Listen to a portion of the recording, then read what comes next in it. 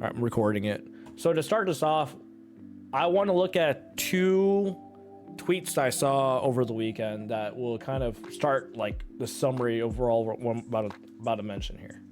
I would say thesis, but I'm not sure if thesis is the correct word, but I could be right. Or I could be wrong. Okay.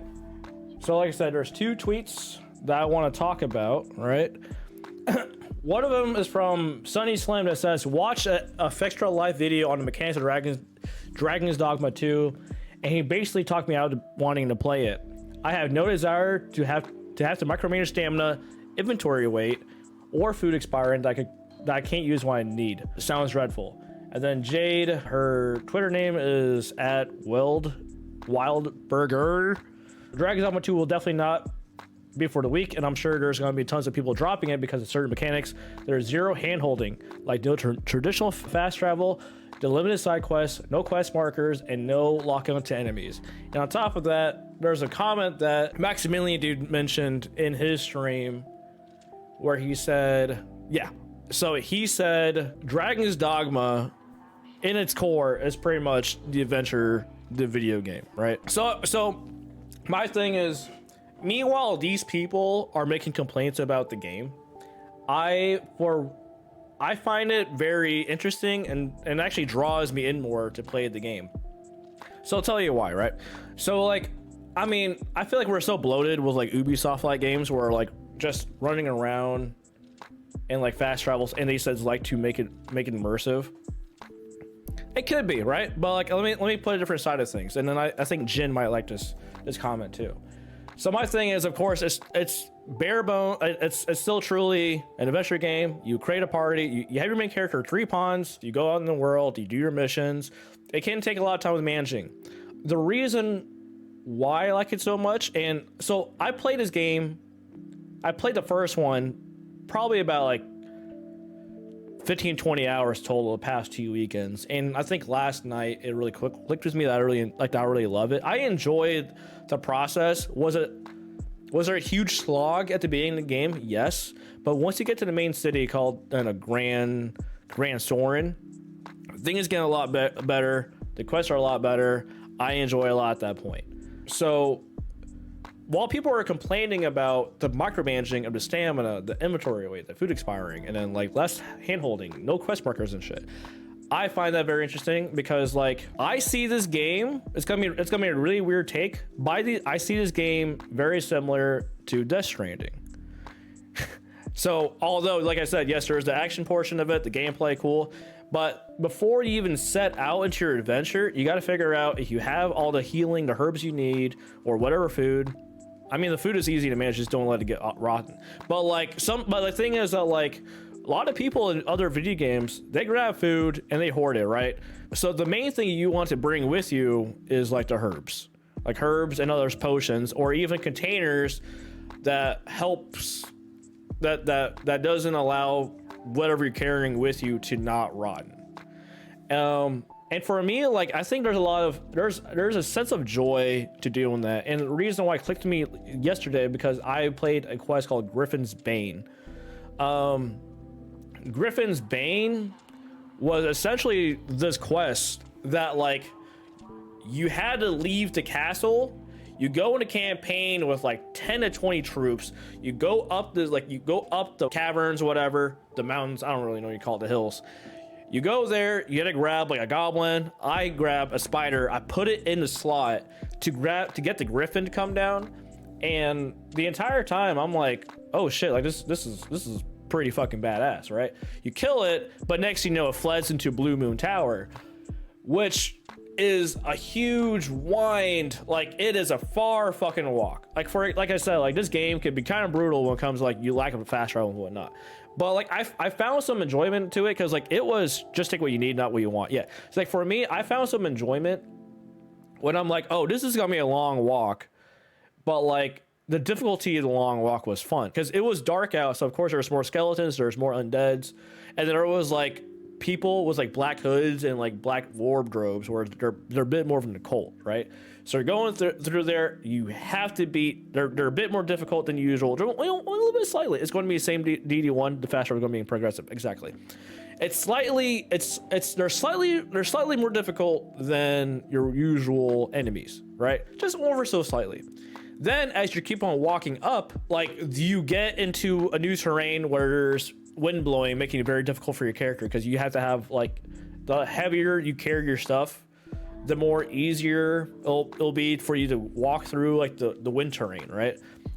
After you go through that, dude, you are fighting like probably bandits or that's above your league. Like you were going through they're super difficult. It took me at least like 7 tries because me and my pawns would die so quickly, right? So it took me like, stop, save. Like every time I had to beat like a horde of bandits, I was like, hey, can I save here now? I did it. You kill them all, and like these bandits are like within like the walls of like the cavern or whatever. I'm not sure if I'm saying the right terrain here, so I apologize if I'm talking about not saying the things correctly, but just like a pathway, and there's rocks on the sides, and there's different directions, and so you're going through this crap. And then cool, like you gotta like beat the ones outside, gotta beat the ones inside, and then next thing you know, holy crap, I'm facing my first golem. Golems, in order to like especially beat them, you have to like destroy every little crystals to like really beat them down. Like if you beat the one, you destroy the one that's glowing more than usual, that'll be the one to really immobilize it, so you can go for the other ones. But it's still a tough fight. I mean, I wouldn't say like it's super tough. I don't think I died. I don't think I wiped during that one, but like it definitely took me some time to beat the golem. And then again, of course, I'm still facing the bandits. There's harpies everywhere too. Harpies aren't as bad though. And then as you're going, so while this is all happening, you're still managing your crap. Like you find apples, you find like maybe a little bit herbs to help you and help your crew to like survive this entire ordeal, right? You keep on going, and there's another cavern. There's this whole hole where I forgot what's called, like Herden's Pass or something like that. But then there's like an actual entryway where you gotta fight a bunch of skeletons, and that's where I found all these rare items. You go out and you finally get to Blue Moon Tower. Fortunately, I had a port crystal, and if you guys don't know Dragon's Dogma 1, there are port crystals and there's fairy stones. Fortunately, if you have the Dark Arisen version, they do give you like eternal fairy stone. So like, but the port crystals is where you can put your thing down, and then your fairy stone is the item for you to go to. So imagine the fairy stone is similar to you saving in Resident Evil 2, like the original game, where like you need like those tapes to go to a typewriter to save. You need the fairy stones for you to be able to teleport to it. So it's limited time use. Like a buddy said, that you get the eternal fairy stone with the Dark Arisen. But then, so I went back, cleared inventory, and then worked on healing everyone too before we start fighting a griffin. And then, fortunately I had a port crystal, because like honestly I wouldn't really like going back and forth. But if I hadn't, I mean, would it be more of a slog? Yeah, but like, do I find some sense of adventure through that? Yes. Then I'll finally beat the griffin and teleport back to the tower. So for me, like, although, like I said, we know that this is completely like an action game. Like it is still like a JRPG with like a troop, whatever. But I found I was really enjoying that process. If I could get more quests where it's like long-winded, but there's a lot of interesting things to fight as you're going along, I would love that a lot. Is that the case for a lot of quests? No, because there's some quests where it's like, okay, there's a trial, so you gotta go around and like find different people's testimonies in order to beat someone else's case. Because you could help either way. You could be like, this guy's a good person, this guy's a bad person. It's really up to you, right? But sometimes like the adventure is fun. So can it be a slog? Yes. But however, from what I've heard, the base game was only 30-40% finish. So I think that the gameplay is already solid. I think that the combat is already solid. They just need to make the world more better. And with more time and money, and the fact that they feel more confident with this IP, I hope that as you're doing your mission, it'll be a bit more engaging along the way. So there's this guy on Twitter that I found, he said it best. It is the best 7.5 game like you could play. Because like overall, I enjoyed it. During that mission, I actually loved it. And if they could kind of keep that, if they could have that as a frequent feeling, that'd be great. I do find a lot of enjoyment from like trying to manage like all the potions, all my crew, like the herbs, the materials and whatnot, to make sure that we could get from point A to point B and then back to point A like safely. I got my ass beat tons of times, but like, you know, there's a certain enjoyment of like how long can I really make my guy survive and no one to forfeit. I feel like one thing that Capcom does really well is I think they're more focused on gameplay more so than usual. I mean, there was a dark age of Capcom, right? But I definitely feel like they definitely worry, like they do think about enjoyment of overall experience with the gameplay over certain aspects for every one of their games. They brought back a lot of the old ones. They brought back a new one. I think the Warfarer is only the new one. I very much enjoy using Warrior. I'm gonna stick to the Warrior. I probably change the Warfarer if that's like a thing at the end, but I probably will stick to Warrior the most because that's pretty much using Great Sword in Monster Hunter or whatever the heck, because it does the whole charging thing and big a huge slam. But it's solid because like, I mean, even fighting Griffin was fun because like I'm like fighting it, I'm like, how do I like get on this thing without reducing much of my stamina? Of course I could use like stamina potions and whatnot, but to find like a small little boulder to jump onto it to reduce how much stamina for me to climb onto it to like its weak points, I had so much fun with it. I had so much fun with the gameplay. I had so much fun with the golem. It was like, cool, let me like climb on this side, let me climb on that side, just start bang, bang, bang, you know? I hope that they have really improved on the overall like world, because I mean, one of my flaws with Dragon's Dogma though is lack of any variations. If you guys have followed it for so long, lack of any variations could kind of really bore me. So like that's why I didn't really like too much of like Breath of the Wild, because you fought literally lionels, orcs, and then like occasional like dune whales or whatever, and then also those robots. But other than that though, there's not a lot of variations.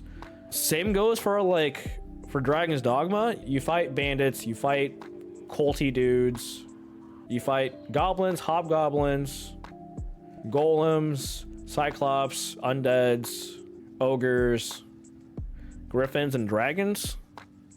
And like of course like you got the wolves and whatnot, but like there's only like, from what I can think of, like I think there's only like 15 variations. But like what they make it more difficult is either they have like dire wolves, make them with Drix, and also the lizards too.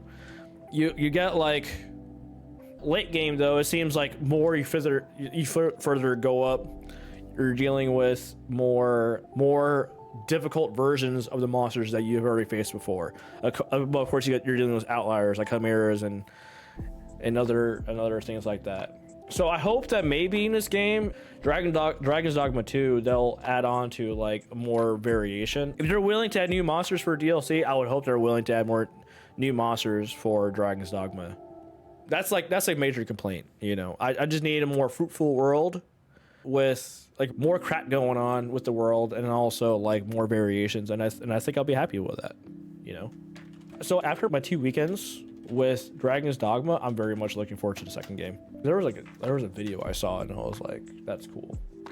Like the graphics look so much better too when I like start to watch other people play, but I don't think I can find that video again though.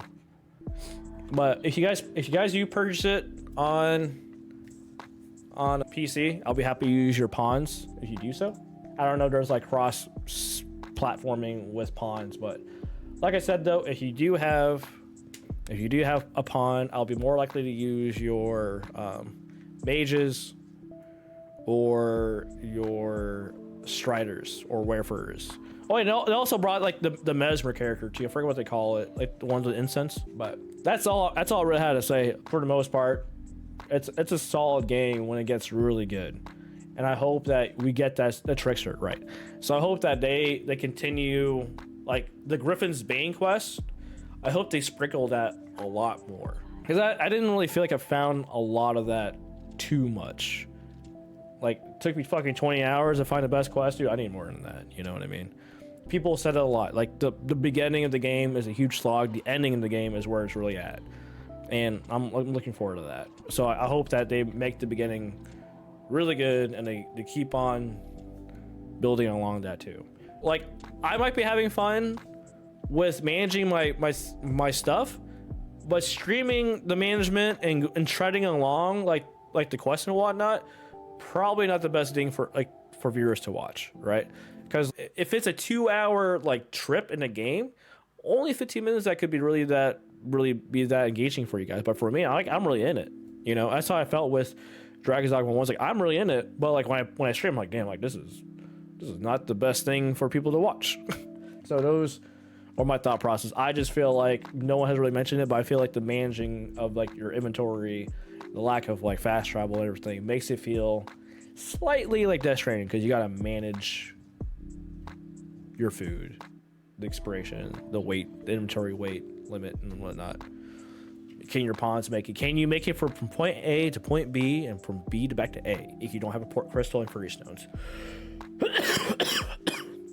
So that's my quick review. Thank you for listening.